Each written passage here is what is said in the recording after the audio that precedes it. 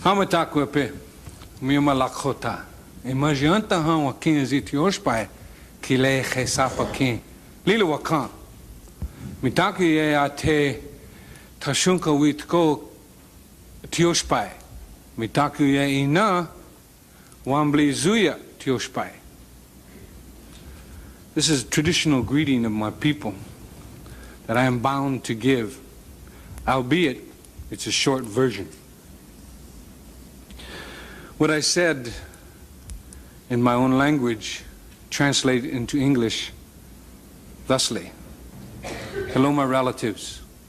I am an Oglala Lakota, and I come from our very sacred holy land, the Black Hills,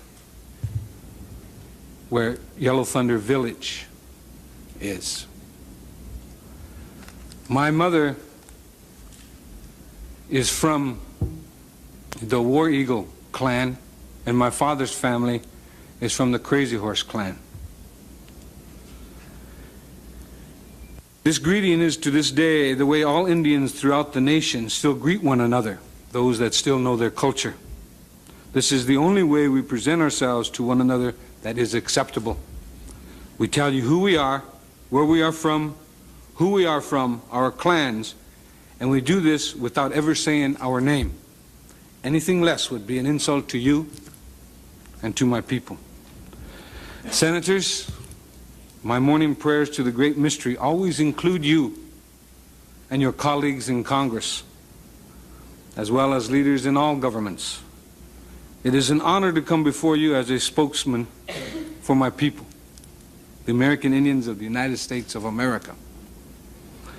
In these United States of America, this great country of ours, we American Indians, we can be anything we want to be, except American Indians. And that is created by the laws of this nation and condoned by its subsidiaries, the so-called tribal government, and designed for the Indian to fail, to be expendable, to be eliminated. I take you back in your history. After the American Indian hostiles had been subdued and forcibly confined to Indian reservations, it took approximately 30 years, one generation, for us to adjust and become economically viable, contrary to what the anthropologists say and what we even ourselves are taught as Indian people. However, allotments were made smaller, our remaining lands were open to homesteading, and we were forced into reducing our livestock. Nevertheless, we made the adjustment again in less than half the aforementioned time, 15 years, and become economically self-sufficient again.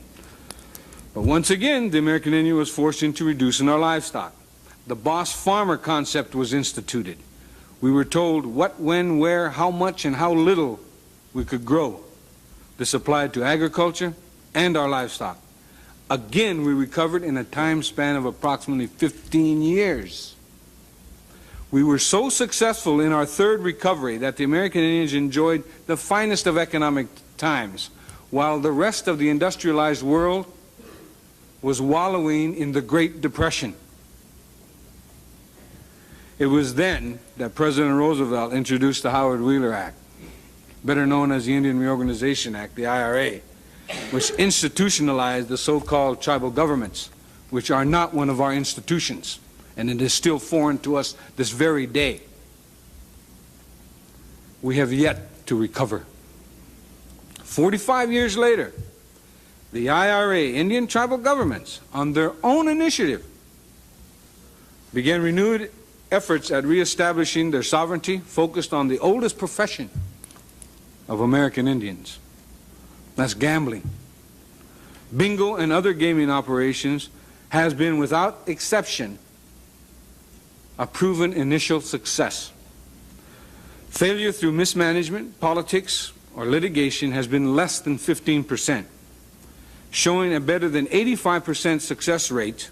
The new Indian-sponsored gaming industry on reservations dwarfed success ratios of any and all other non-Indian industries in America. Gaming operations have proven to benefit the revenue gathering of all governments, be they county, state, or Indian reservation. With regulation of bingo and gaming by the Congress, we are experiencing repetition of history. One shouldn't remedy success. The results? The United States government, through Congress, once again intervenes to regulate a proven success in violation of all basic and fundamental rules of economics and totally contrary to all laws of capitalism. American Indians are human beings. We are supposed to be citizens of the United States of America. We fought in your wars in other countries. Our Navajo Nation code talkers served and saved this nation in World War II. We have the inalienable right to joint venture with whom we choose, as long as we do not harm nor commit fraud upon anyone. There is no piece of evidence anywhere that proves Indians ever conspired with criminal elements to establish bingo. The Bureau of Indian Affairs, the infamous colonial office of the Department of Interior, and the initiator of sleaze in government, has been regulating contracting on Indian reservations since 1824. This fact alone should convince and teach every student of government that regulation of commerce and enterprise does not work. In fact, it only produces the opposite result.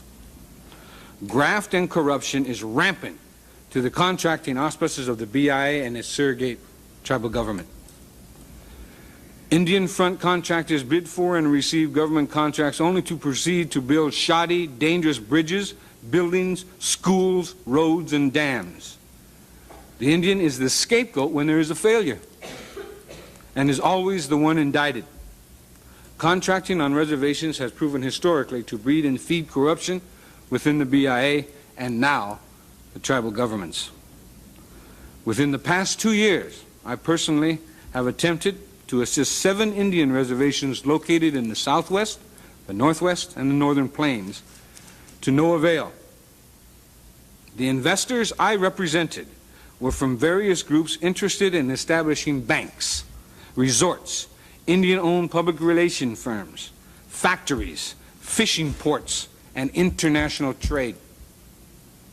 I now know that tribal governments do not want economic development unless graft is a major ingredient. The BIA is a major player in land leases being sold by petty bureaucrats for as meager an amount as $40.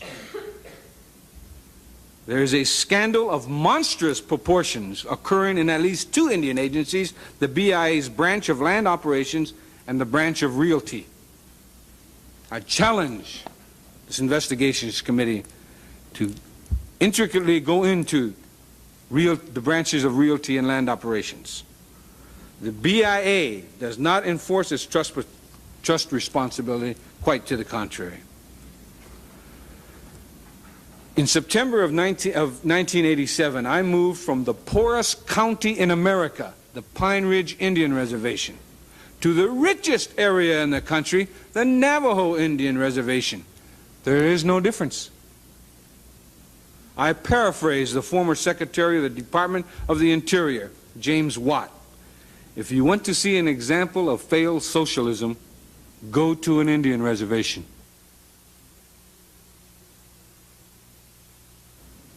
The poorest and richest reservations in our nation suffer from identical problems: mismanagement, a bloated patronage system, no checks and balances, and tribal government's waiver of sovereignty in order to initiate debt. This is not anything new. This is an everyday occurrence in all tribal governments. Problem is leadership. In this case, it is the lack of leadership. Ironically, everyone, including you senators, referred to the allegedly elected tribal officials as leaders. Leaders are supposed to work for a better quality of life for their constituents. It is an insult to my heritage, my ancestors, and my dignity as an Oglala Lakota to have the term used loosely. Many of the tribal officials are honest and sincere men and women who have good hearts. Nevertheless, a vast majority of the tribal officials parasite on the incestuous world of tribal politics.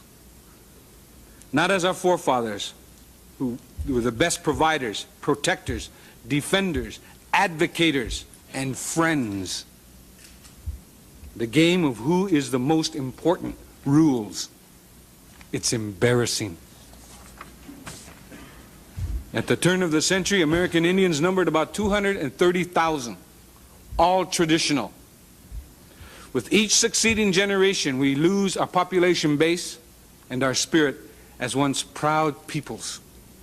The American Indian statistics of deprivation have remained constant since the end of World War II. All other groups of citizens' fortunes rise and fall with the gross national product, the GNP. The American Indian statistical lines of deprivation remains constant, a straight line. With the blatant genocide of our traditional people, we have less than 50,000 in America today. We are averaging a loss of 1,000 a year since 1900. We are losing a value system as distinct people that sets us apart from the industrialized world. These facts surface in our tribal statistics, and no one attempts to do anything about it except for a few social workers and reservation police. This new statistical horror is women and child abuse. Child sexual abuse is epidemic on Indian reservations, and all you hear are whispers. This abuse can be directly attributable to the schools on the reservations. Education in the BIA, public, the contract, and missionary schools do not teach positive values from non-Indian culture, and in collusion with the BIA, certainly do not allow Indian culture and values to be taught. The fact is, educators continually denigrate American Indian traditional lifestyle as primitive, dirty, and without any redeemable virtues. And the tribal councils condone it. Needless to say, every time the U.S. government has interfered with American Indian lifestyles, it has been proven to be disastrous. In the 1960s, legal services were implemented on Indian reservations. It was a boon for the people. Tribal officials all of a sudden were held accountable. Legal services stepped in, and lo and behold, tribal courts had power to the power of attorney for the people. The result? An edict from Washington, D.C. is handed down, and legal services can no longer represent people against the tribal government, and they can no longer represent class action lawsuits against any government. Presently, legal services are not much more than a mill for divorce lawyer trainees. Congress passed the American Indian Religious Freedom Act in 1978. To date, 6 cases concerning our freedom of religion has reached the Supreme Court. We lost every one of them. We do not win lawsuits. State governments lose. The only time we allegedly win a lawsuit, it is in reality the federal government winning out over the sovereign rights of a state. Once again, the American Indians are the pawn. Now, the major factors presenting American Indian people with existing rights to self-determination. American Indians suffer under a system of dual citizenship, that is, U.S. citizenship and tribal citizenship maintained by the BIA. Only Hitler did that. The dual citizenship is a major obstacle in the free exercise of individual and tribal sovereignty. The continuing loss and attrition of existing lands through various federal, state, and local laws and/or regulations is a hindrance. The abridgment of sovereign rights to remaining lands and the arbitrary monetary policies of settlement of these rights whenever they are recognized. Another major factor preventing Indian people from self-determination, subjugation of the American Indian individual to the laws of government-sponsored tribal governments and the continuing arbitration of the BIA rules and regulations which have the force of law yet are not repealable. Solutions. The American Indian people's right to self-determination is recognized and will be implemented through the following policies. The American Indian individual shall have the right to choose his or her citizenship, and the American Indian nations have the right to choose their level of citizenship and autonomy up to absolute independence. The American Indian will have their just property rights restored, which include rights of easement, access, hunting, fishing, prayer, and water. The BIA will be abolished, with the American Indian tribal members deciding the extent and nature of their governments, if any. Negotiations will be undertaken to exchange otherwise unclaimed and unowned federal property for any and all government obligations to the American Indian nations, and to hold fully liable those responsible for any and all damages which have resulted from the resource development on or near reservation lands, including damages done by careless and inexcusable disposal of uranium mill tailings and other mineral and toxic wastes. I want to thank you, gentlemen, for inviting me here. It's been a high honor, especially since I'm the only one invited here today to testify that doesn't receive money from the federal government. Also, I want to I was introduced as a former founder and leader of the American Indian Movement to the tribal chairwomen that you have here, our former associates of the American Indian Movement back in the days when we were gross militants. And so I just wanted to let you in on that the American Indian Movement is a very proud continuing part of American Indian society. I thank you. Mr. Means, thank you. You certainly have left us with many provoking thoughts about the problems facing American Indians today, and you were kind enough and wise enough to also make some suggestions. I think that is what this committee is looking for. We may agree, we may not agree with them, but it is important to have some thought-provoking ideas of where we should go from the standpoint of the relationship between the federal government and the American natives.